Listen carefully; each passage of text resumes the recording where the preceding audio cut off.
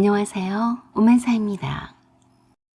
이번 구정에도 오미크론이다 뭐다 해서 서울에 계신 형님네는 내려오지 못했습니다. 시누이들과 아주버니가 그 전주에 차례대로 내려와서 시어머니를 뵙고 갔어요. 이번 설에도 아무도 올 사람이 없는데도 시어머니는 주방에 가셔서 음식 장만을 하시느라 여념이 없었어요. 그런 시어머니께 제가 그랬어요. 어머니, 구정이라도 미리 다 왔다 갔잖아요. 음식은 해서 뭐해요? 그래도 시어머니께서는 아랑곳 하시지 않으시고 그러셨어요. 누가 오고 안 오고 그게 다 무슨 상관이냐. 설날인데 늘상 하던 것은 해야지. 음식해서 우리가 잘 먹으면 되지. 안 그러냐? 네, 그러긴 한데요. 식구가 적으니까 많이 하지는 마세요. 저는 제가 조금만 붙였어요. 어머니가 서운하실까봐 그냥 하지 않으려다가 했어요. 그래, 잘했다. 아무렴 애들이 안 온다고 해도 우리 먹을 건 해야지. 그래야 명절 분위기도 나는 거 아니냐? 내가 장에 나가서 나물거리를 미리 사두었다. 나물은 내가 하마. 시어머니께서는 설 연휴 전날부터 아직 오지 않았던 막내 시누이 식구들을 기다리며 음식 준비를 하시느라 손이 바쁘셨어요. 그 전주 주말에 형님과 아주버니가 미리 와서 인사를 드리고 가시면서 배와 사과 한 상자씩을 선물로 두고 가셨고 큰 시누이는 국거리랑 한우고기를 가지고 왔습니다. 항상 명절 때가 다가오면 시어머니께서 장에 가셔서 장을 봐오시곤 했던 터라 미리 장을 보시라고 20만 원을 드렸어요. 지금 오미크론 확산세가 장난이 아니라서 되도록이면 밖에 나가지 않기를 바랬지만 시어머니가 제 말을 들으실 분이 아니었거든요. 재미삼아 조심조심해서 다니신다고 하니까 그러기만을 바랄 뿐이었어요. 저희 부부는 시어머니와 함께 살게 된 지가 꽤 되었습니다.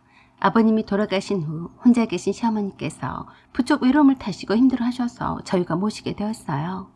장남인 형님과 아주버니는 서울에 직장을 두고 있어서 가까이 살았던 차남인 남편과 제가 시어머니를 모시게 된 거죠. 시어머니는 전형적인 옛날 분이셨고 장남인 아주버니 형님을 손님 대하듯 하셨어요. 아들과 며느리라도 편하게 대하지는 않으셨습니다. 자주 보는 얼굴이 아니라서 그럴 수도 있겠다 싶었고 저와 남편이 맨날 보는 얼굴이라 편한 거라고 생각했어요.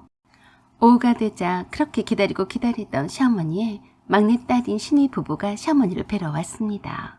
자식 사랑도 내리 사랑인지 시어머니는 유독 막내인 시누이를 엄청 보고 싶어 하셨어요.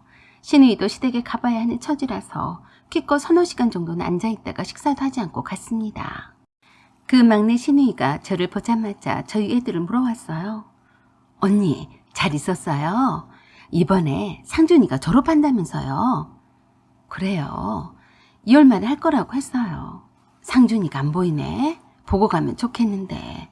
언니, 이거 상준이한테 졸업 축하한다고 필요한 거 사라고 전해주세요.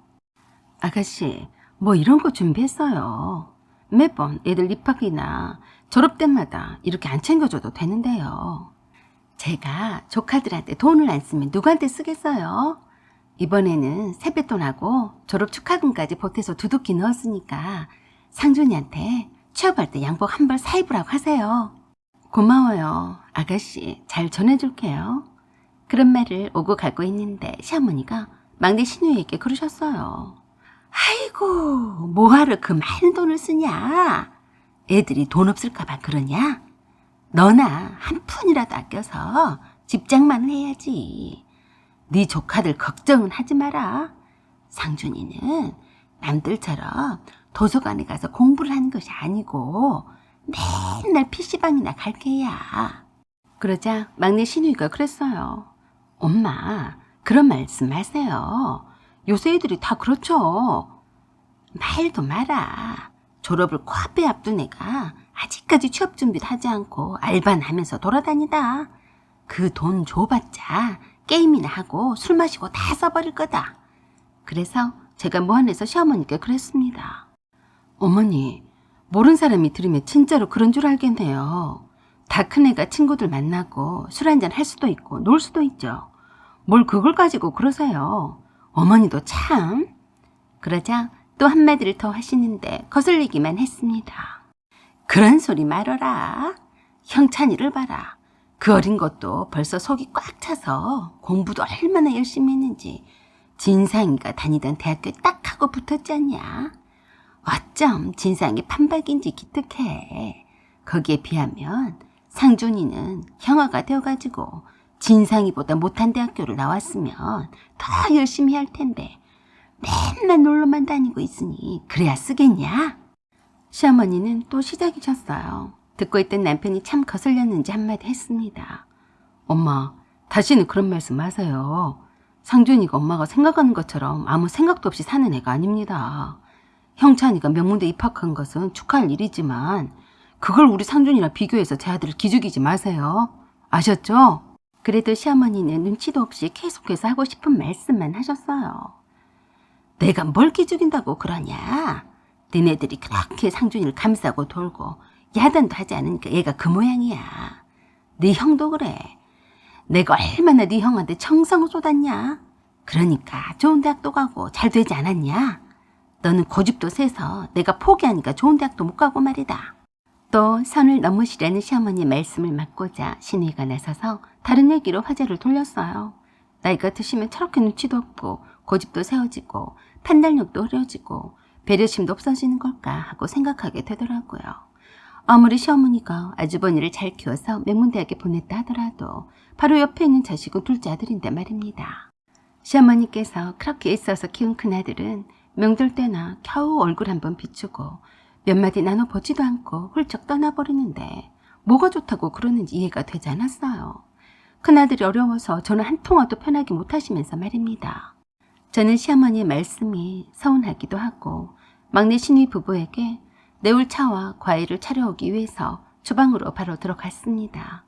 남편도 신우이와 편하게 얘기를 나누라고 시어머니 방에서 신우이 남편을 데리고 나왔어요. 그리고 과일과 따뜻한 홍차를 타서 거실에 있는 남편과 신우이 남편에게 주고 신우이와 신나게 얘기꽃을 피우고 있는 시어머니 방에 들어갈 찰나였어요. 문이 꽉 닫혀있지 않아서 얘기 소리가 다 들리더라고요. 엄마, 백주나 준다고 했다고? 그게 얼만 줄인 알아요? 그게 얼마면 어쩐다고 그러냐? 형찬이가 명문대 입학을 했는데 얼마나 자랑스럽냐? 엄마, 지금 아무리 주식이 떨어졌다고 해도 백주나 되면 700만 원이 넘어요.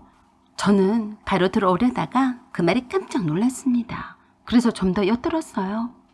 그렇지 않아도 복지관에 신식 할매가 하나 있는데 요새 젊은 애들한테 돈으로 지어준 것보다 주식을 사주는 것이 더 좋다고 하더라. 그래서 그 할매한테 명문대 입학한 내 손자 자랑을 했더니 그러더라. 주식을 사주라고 했어. 그래서 내가 네 큰올케에게 집에 왔을 때 물어봤다. 그랬더니 삼성 주식을 사주라고 하더라. 그래서 기분 좋게 750만 원 줬다. 그러자 신우이가 깜짝 놀랐어요. 엄마, 진짜로 통 크게 큰올케한테 주식 사라고 750만 원을 줬어요? 그렇다니까. 형찬이가 인증샷인가 뭔가 해서 나한테 보냈더라.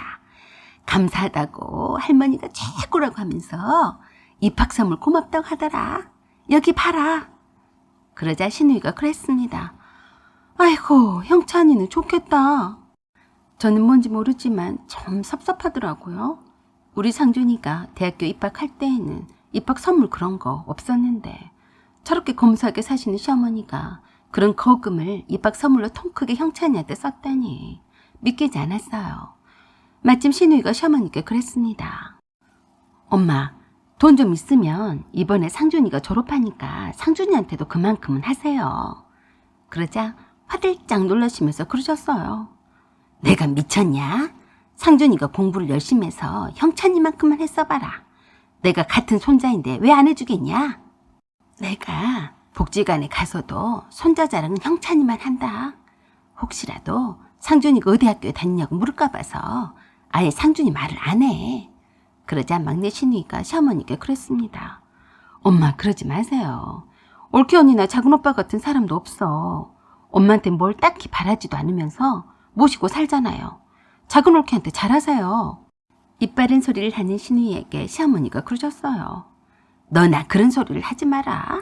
막말로 내가 쟤네들한테 나 모시고 살라고 하기를 했냐? 네 큰오빠는 잘나서 명무대 나와서 거기서 자리 잡고 사는 바람에 어쩔 수 없이 네 작은 오빠랑 같이 사는 것이지. 내가 사정한 적 없다. 자식이 당연히 부모를 모시는 것이 당연하지. 무슨 고마워하고 말고 하냐? 갑자기 시어머니 그 말씀에 시어머니 방에 들어가려다가 말았습니다. 들어가기 싫더라고요. 그런 후 설날 아침이었어요. 떡국 한 사발씩 다 먹고 시어머니께 새해 아침 세배 인사를 드렸습니다. 덕담 한마디씩 던져주시면서 모두 다 세뱃돈이 든 봉투를 주셨어요. 시어머니는 항상 그러셨어요. 남편에게는 10만 원, 저한테는 3만 원, 애들한테도 늘상 3만 원을 주셨어요. 이번에는 제 아들에게 하시는 덕담에 아들에게 얼마를 주셨을까 하고 궁금했습니다. 상준아, 이번에 졸업을 하는데 취직이 잘 되기를 빌겠다. 그래서 아들방으로 아들을 데리고 들어가서 시어머니가 주신 세뱃돈이 얼마인지 물어봤어요. 그랬더니 아들이 그러더라고요. 엄마, 할머니가 5만 원이나 주셨어. 아들은 속도 모르고 예상했던 것보다 더 많이 주셨다고 좋아했어요. 저는 속이 편치 않았습니다. 늘 검소하셨던 시어머니가 저와 제 아들에게는 이렇게 인색하게 하시면서 형님 아들한테는 입학 선물로 삼성 주식 100주로 사줬다니. 묵묵히 군소리도 하지 않고 시어머니를 잘 모시고 살아왔던 작은 며느리에 대한 경우가 맞나 싶더라고요. 아들한테는 내색도 하지 않고 거실 쪽으로 나가보니 시어머니께서 형님 아들들과 영상통화를 하고 계셨어요. 내 새끼, 설날 아침이라고 할머니한테 전화했니? 아이고 이쁘다. 할머니 감사해요. 공부 열심히 할게요. 그려, 네가 졸업할 때는 그보다 더한 것을 해줄게. 그러니까 열심히 해라. 아이고 보고 싶다. 그래서 제가 시어머니께 그랬어요. 어머니, 내일도 쉬는 날인데 뭐 어때요? 어머니가 보러 가세요. 기차 타고 가면 금방인데요. 제가 역까지 모시다 드릴게요.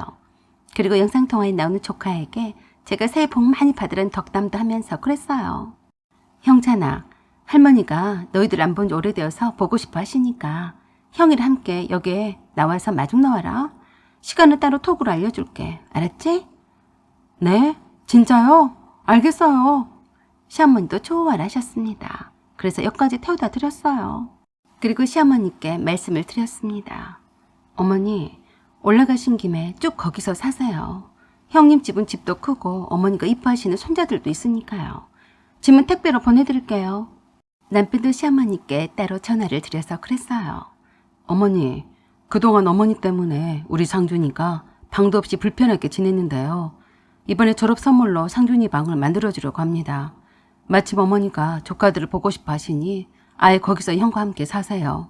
그동안 시어머니를 모시고 산 공은 몰라주시고 형님 아들들에게만 마음을 쏟으셨던 시어머니가 당연히 형님 집에 가셔서 사셔야죠.